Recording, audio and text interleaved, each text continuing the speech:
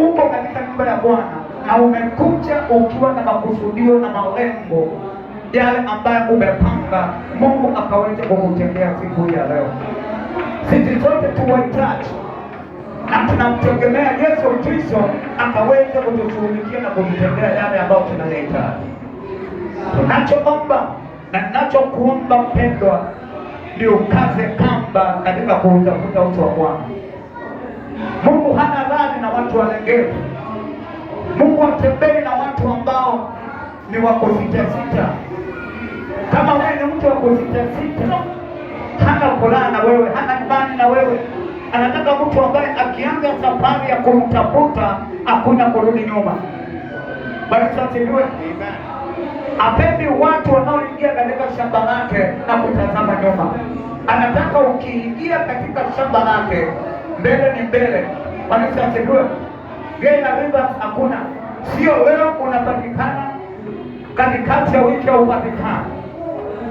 Kuna kitu ambacho utakosa pale. Kwa hivyo kama umeweka ufunguo na kusema ya kwamba nataka Bwana nikamuone katika maisha yangu, songa mbele.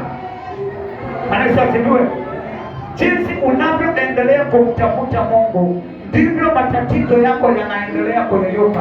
Hatua kwa hatua matatizo yanaendelea kuisha, na siku inapita unakuta ya kwamba zile shida nilizokuwa nazo haziko tena. Amen. Lakini kama leo utamtafuta Mungu na uchukue siku zingine za kupumzika, matatizo yatarudi.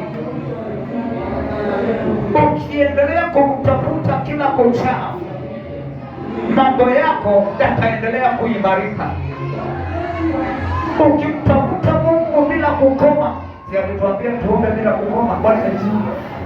Ukiendelea kumtafuta bila kukoma wala kuchoka, maana tumekuwa wavivu.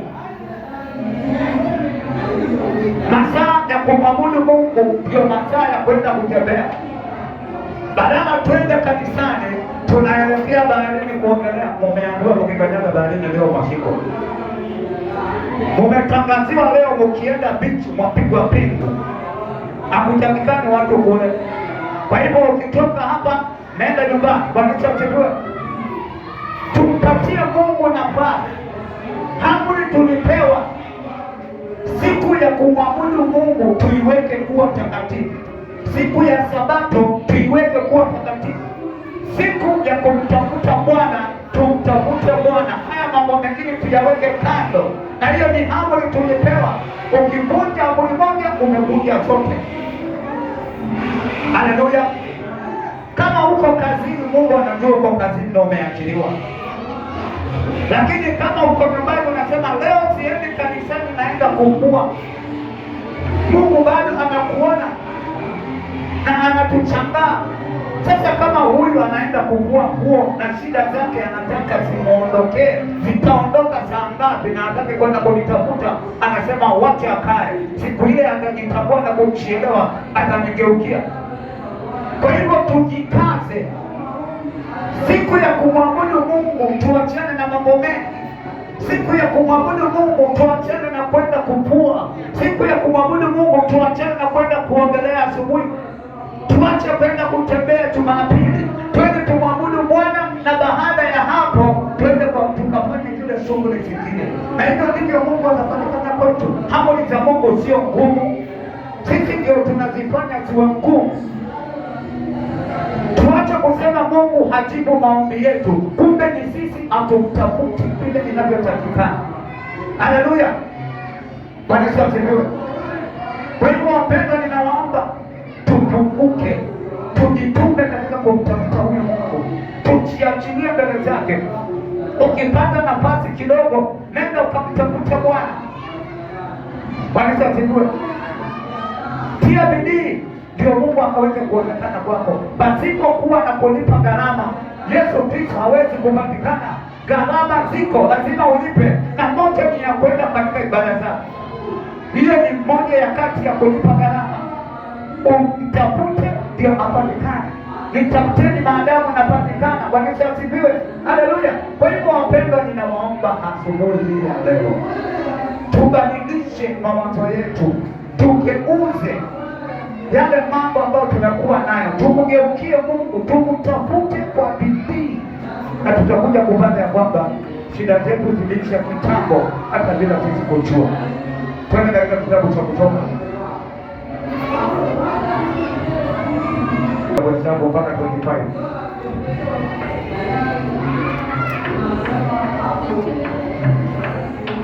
Tuamini kwa pamoja. Baba yetu uliye juu mbinguni, tunakushukuru kwa ajili ya saa hii. Asante kusikia kutoka kwako Baba yamepita. Fungua masikio yetu ya ndani, achilia Roho wako sasa akapata kutuhudumia na kutushughulikia. Unapoenda kulisikia neno lako, kutana na mahitaji yetu, kutana na mioyo yetu, ndio imani zetu kiwango kingine. Tutendee mema, fanya kazi yako katika maisha yetu, achilia mabadiliko makubwa katika maisha yetu. Tunakusubiri sasa, nami mtumishi wako nipinyange, nitumie vile upendavyo. Kwa jina la Yesu Kristo tunaomba na kuamini, amen. Kutoka 2:23 maandiko yanasema hivi: hata baada ya siku zile nyingi, mfalme wa Misri akafa, wana wa Israeli wakaugua kwa sababu ya ule utumwa, wakalia, kilio chao kikafika juu kwa Mungu kwa sababu ya ule utumwa. Mungu akasikia kuugua kwao. Mungu akakumbuka agano lake alilolifanya na Ibrahimu na Isaka na Yakobo. Mungu akawaona wana wa Israeli na Mungu akawaangalia. Bwana Yesu asifiwe. Haleluya. Maandiko yanatuambia kwamba Yusufu ndiye aliyekuwa wa kwanza kuingia Misri, na baada ya hapo ndugu zake na baba yake Yakobo wakaingia Misri. Nafsi zilizoingia katika nchi ya Misri zilikuwa ni nafsi 70, na Yusufu alikuwa kule. Wakatengewa mahali palipokuwa pakitogosheka Yusufu, wakakaa pale, na maisha ya wana wa Israeli ndani ya nchi ya Misri yakawa mazuri. Bwana Yesu asifiwe. Muda ukasonga, Yusufu akafa. Haleluya. Na alikuwa amewaahidi wana wa Israeli ndugu zake ya kwamba nikifa mnihifadhi na mnirudishe kule nilipotoka. Baba yao Yakobo akafa. Bwana Yesu asifiwe. Na Farao aliyekuwa akijua wana wa Israeli na Yusufu akafa. Pakatawala mfalme mwingine ambaye alikuwa hajui mambo ya Yusufu wala hakujua mambo ya wana wa Israeli, na akawaita watu wake akawaambia ya kwamba hawa wana Israeli ni wengi, wako na uzao, wako na nguvu, tuwatendee kwa ila tuwafanyishe kazi, ili maadui wakija wasiunganike na wao na kutushinda na kuondoka katika nchi hii yetu. Wana wa Israeli walikuwa wakifanyishwa kazi, walikuwa wamefanya watumwa na watu wa Misri, maana walikuwa katika taifa lao, na yule aliyekuwa akiwalinda alikuwa ni Yusufu na hakuwepo. Kwa hivyo wakafanywa watumwa, na hilo neno lilikuwa limeandikwa na lilikuwa limetabiriwa. Wakaambiwa mtakuwa watumwa katika nchi nyingine, na baada ya hapo nitawapeleka katika nchi ya ahadi, nchi ya maziwa na asali. Bwana asifiwe. Mambo yakawazidi wana wa Israeli, wakatumikishwa na Wamisri, wakajenga nyumba za kuhifadhi chakula, wakajenga magala, wakatengeneza matofali, wakawa wao ndio wanaofanyishwa kazi katika mashamba. Kazi ngumu zote zilipanga ni wana wa Israeli kule Misri.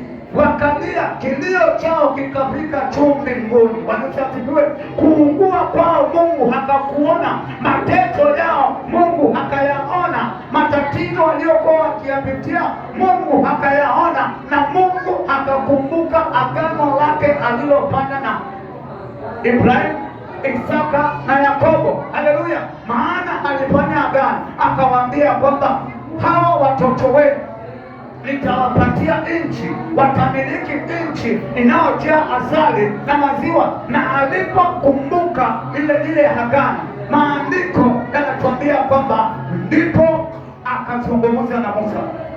Bwana asifiwe. Lakini sitaenda huko kwa Musa, nimekuja nikueleze ya kwamba wana wa Israeli walipokombolewa, amen, walipochaguliwa, lilikuwa ni taifa ndani ya taifa lingine, na wakateswa na lile taifa walilokuwa wako ndani yake. Walikuwa watumwa, walikuwa wanateswa, walikuwa wakihangaika, walikuwa wakiumia. Hawakupewa nafasi ya kupumzika, hawakuwa na uhuru wowote wa kusema jambo lolote kule, maana walipewa watu wa kuwasimamia. Haleluya! Hata yule